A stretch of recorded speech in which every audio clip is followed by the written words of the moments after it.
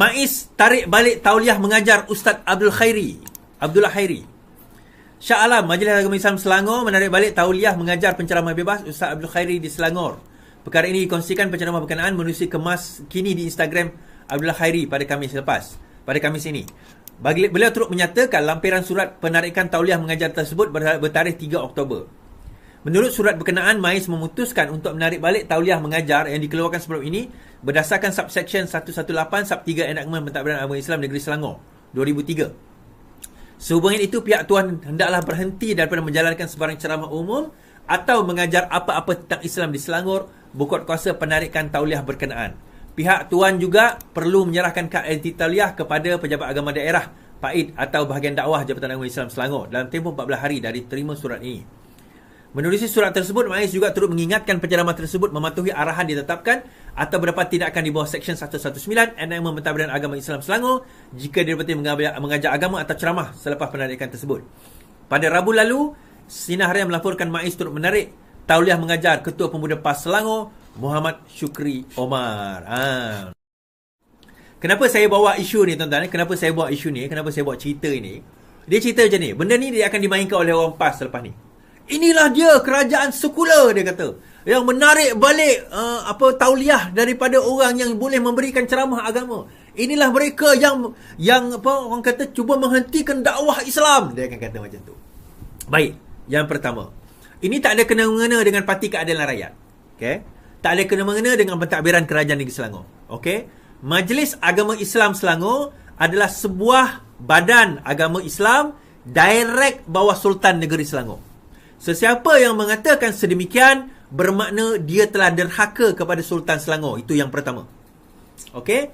Kita kena sedar, itu yang pertama. Yang kedua, apa saja tindakan MAIS sebenarnya antara lain pada pandangan saya berkemungkinan berkaitan dengan tindakan sesetengah penceramah-penceramah PAS yang telah ditegur berkali-kali supaya tidak berceramah politik di dalam masjid, tetapi mereka masih lagi berceramah-ceramah politik dalam masjid, menggunakan masjid untuk menghasut, untuk memecah belahkan umat Islam.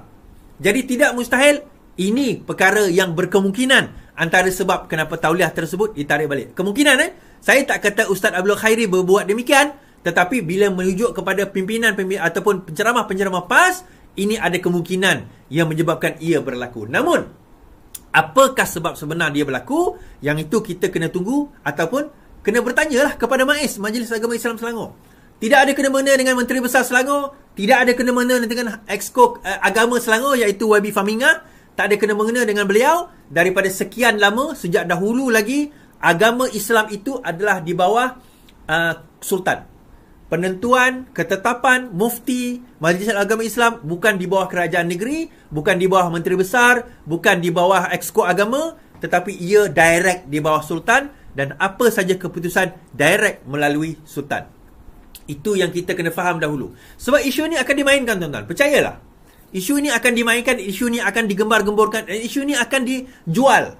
Digunakan, inilah dia mereka yang tidak kuat iman dia, inilah dia mereka yang cuba nak menghancurkan Islam, anti-Islam. The moment dia kata macam tu, ketahuilah mereka sebenarnya telah khianat dan telah menderhaka kepada Sultan, maka tindakan boleh diambil kepada mereka di bawah Akta Hasutan, kalau ada sesiapa yang berklaimkan demikian. Jadi even Ustaz Abdul Khairi pun tak berani kata demikian, maka dia terpaksa kata, oh tak ada, ini yalah, dah dapat terima surat, terimalah seadanya. Itu kata beliau.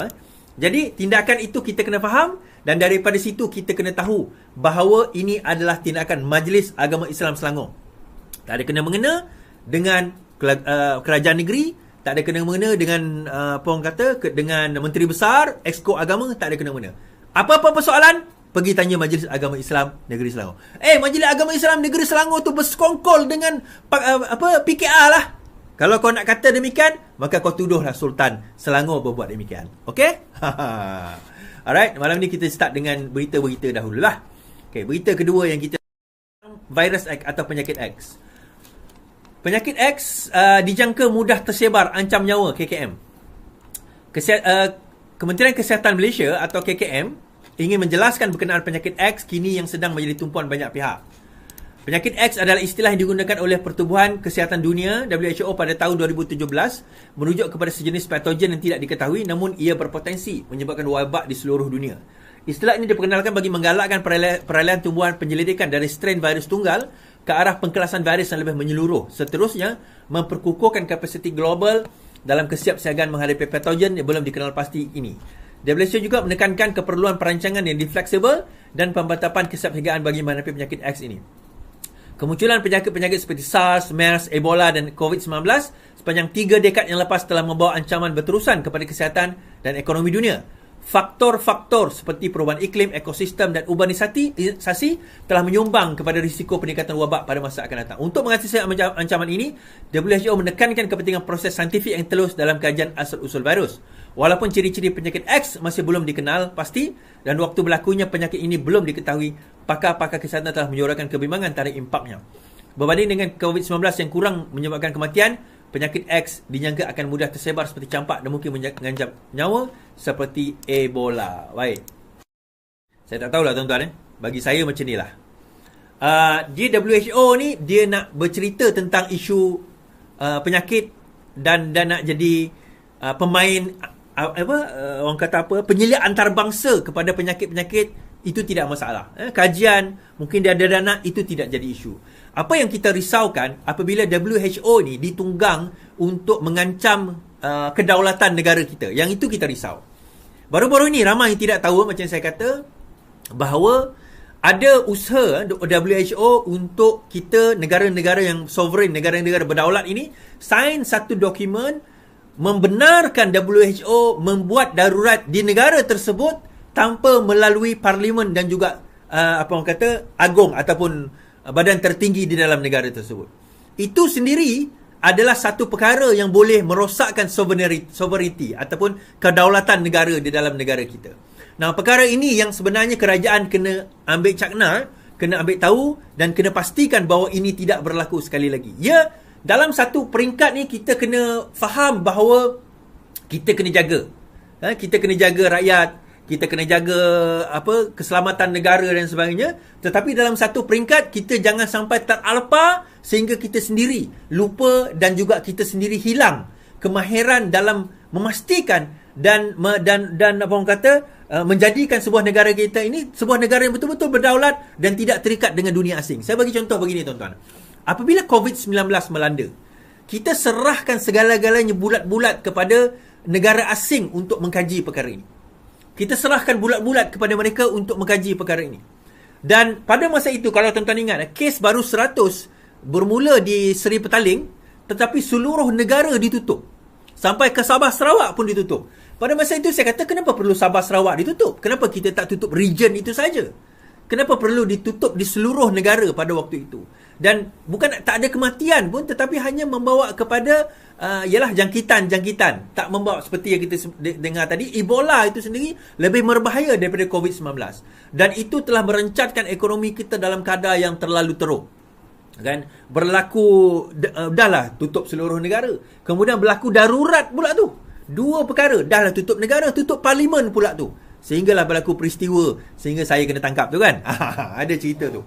Baik, point is, kenapa berlaku sedemikian? Antara sebabnya berkemungkinan ialah kita tak ada kesiapsiagaan, readiness kita, kesiapsiagaan kita dalam menghadapi virus-virus ini. Kita hanya rely kepada orang luar untuk nak datang dengan kajian-kajian berkenaan dengan virus-virus tersebut. Bukan saya kata tak ada langsung, tetapi nampak gayanya macam kita tak bersedia. Jadi sebab itu, dalam peringkat negara sekarang ini, kita nasihatkanlah kalau boleh, kita bukan tak ada pakar. Pakar kita terlalu ramai. Bukan terlalu ramai bandingkan negara-negara maju, tetapi pakar kita ada. Kerjasama dalam pakar kita mula buat kajian kita sendiri. Kita kena buat, bukan setakat kajian, kita kena buat pelaburan di dalam kajian-kajian tersebut untuk memastikan perkara ini tidak berlaku sekali lagi. Dan kalau benarlah virus X ataupun penyakit X ini datang, kita tak nak dia jadi another hoax, kita kata, another benda yang menakutkan kita, tetapi hakikatnya tak adalah terlalu hebat sangat benda tu sampai menghancurkan negara pun. Harap-harap begitulah.